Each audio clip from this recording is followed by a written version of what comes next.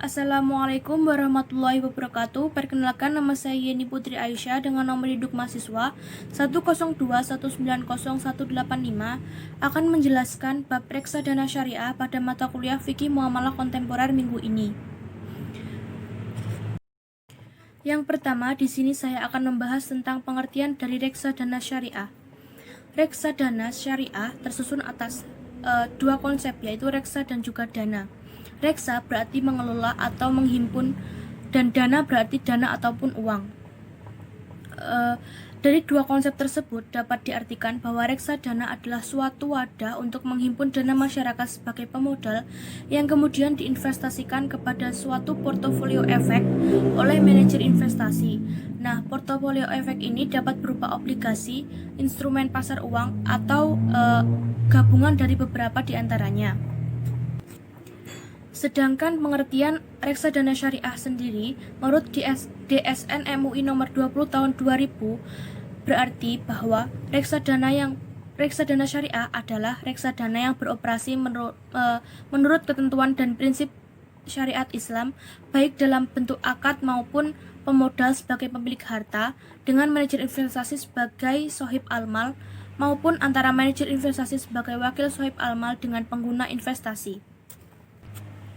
Yang kedua yaitu dasar hukum reksadana syariah dalam Al-Quran dan juga Sunnah. Yang terdapat dalam Al-Quran yaitu terdapat dalam Quran surat Al-Imran ayat 130 yang artinya, hai orang-orang yang beriman, janganlah kamu memakan riba dengan berlipat ganda, dan bertakwalah kamu kepada Allah Subhanahu wa Ta'ala, karena sesungguhnya kamu akan mendapat keberuntungan.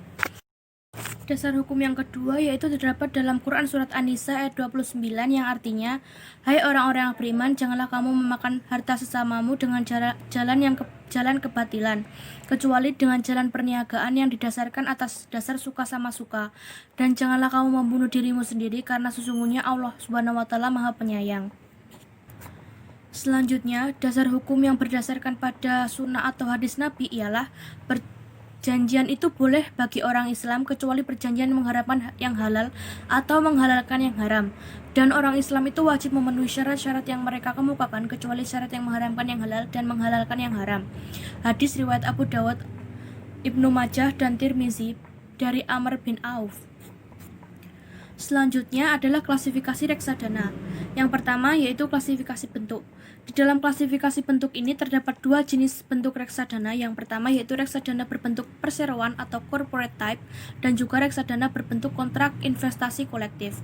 Pada jenis reksadana bentuk perseroan itu berarti suatu penerbit reksadana menghimpun dan juga menjual saham, dan selanjutnya dari hasil penjualan tersebut diinvestasikan kepada suatu jenis efek yang kemudian diperdagangkan di pasar modal dan juga pasar uang. Ciri-ciri dari klasifikasi bentuk reksadana berbentuk perseroan ini adalah bentuk hukumnya adalah perseroan terbatas atau PT.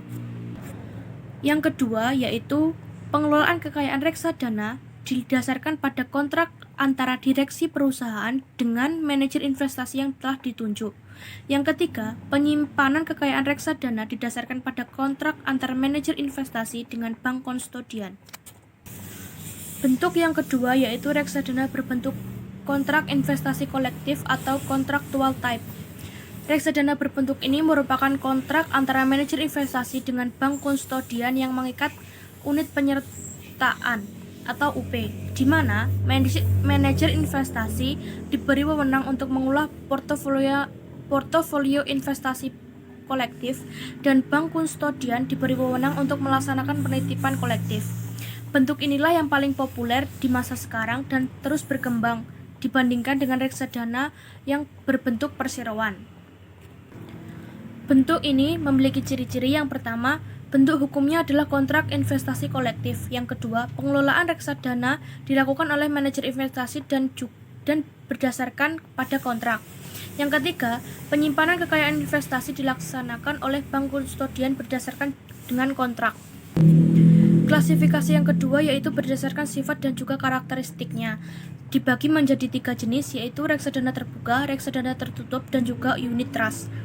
Reksadana terbuka atau open end fund adalah reksadana yang kebijakannya dengan keputusan yang selalu siap saja untuk menjual saham-saham baru kepada publik dan kemudian memberi kembali saham-saham yang telah beredar di pasar setiap waktunya pada harga yang sama sesuai dengan porsi nilai dan portofolionya. Yang kedua yaitu reksadana tertutup atau closed end fund adalah suatu reksadana yang tidak dapat dijual kembali kepada perusahaan manajemen investasi yang menerbitkannya. Yang terakhir yaitu unit trust atau perwalian unit. Pada umumnya berinvestasi dalam obligasi, namun berbeda dalam beberapa hal jika dibandingkan open end fund dan closed end fund yang berspesialisasi dalam obligasi. Klasifikasi selanjutnya adalah tipe penempatan portofolionya. Yang pertama yaitu reksadana pasar uang atau money market fund.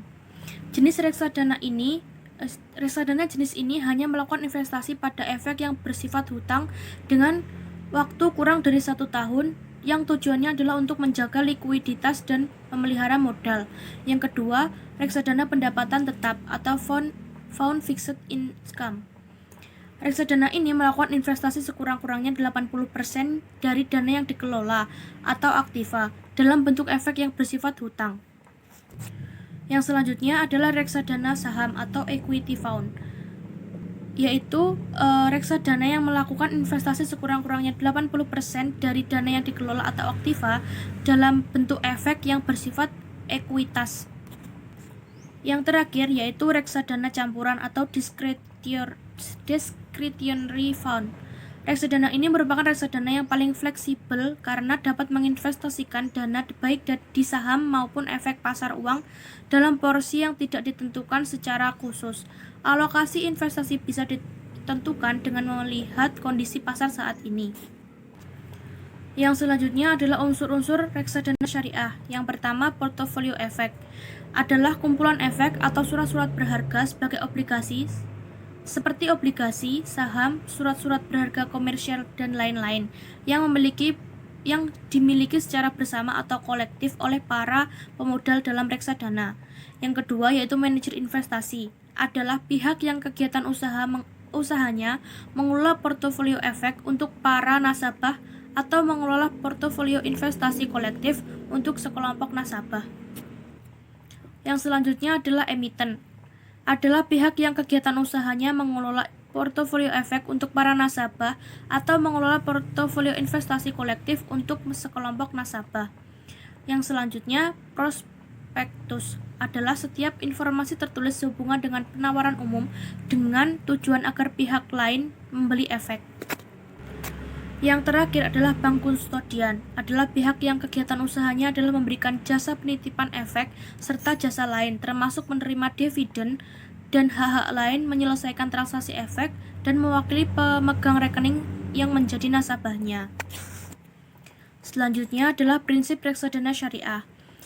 Prinsip dari reksadana syariah adalah prinsip mudharabah atau qirot yang berarti sebagai sebuah ikatan atau sistem di mana seseorang memberikan hartanya kepada orang lain untuk dikelola dengan ketentuan bahwa keuntungan yang diperoleh dari hasil pengelolaan tersebut dapat dibagi antara kedua pihak dengan syarat-syarat yang telah disepakati oleh kedua pihak tersebut. Adapun salah satu tujuan dari reksadana syariah ini adalah memenuhi kelompok investor yang ingin memperoleh pendapatan investasi dari sumber dan cara yang bersih dan dapat dipertanggungjawabkan secara agama serta sejalan dengan prinsip-prinsip syariah.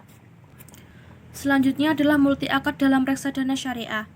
Akad-akad muamalah yang digunakan dalam reksadana syariah, hubungan antara investor atau pemodal dengan manajer investasi dilakukan dengan akad wakalah bil ujroh. Sedangkan hubungan antara manajer investasi dengan broker atau perantara efek terjadi adalah akad buy atau jual beli. Hubungan antara broker dengan emiten terjadi akad wakalah. Hubungan antara manajer investasi dengan pengguna investasi atau bank syariah atau perusahaan penerbit efek atau emiten terjadi akad mudharabah. Dan juga deposito dan obligasi, dan musyarakah inan, saham atau kepemilikan. Itu tadi penjelasan dari saya. Bila ada kurang lebihnya saya mohon maaf sebesar-besarnya. Billahi taufiq wal hidayah. Wassalamualaikum warahmatullahi wabarakatuh.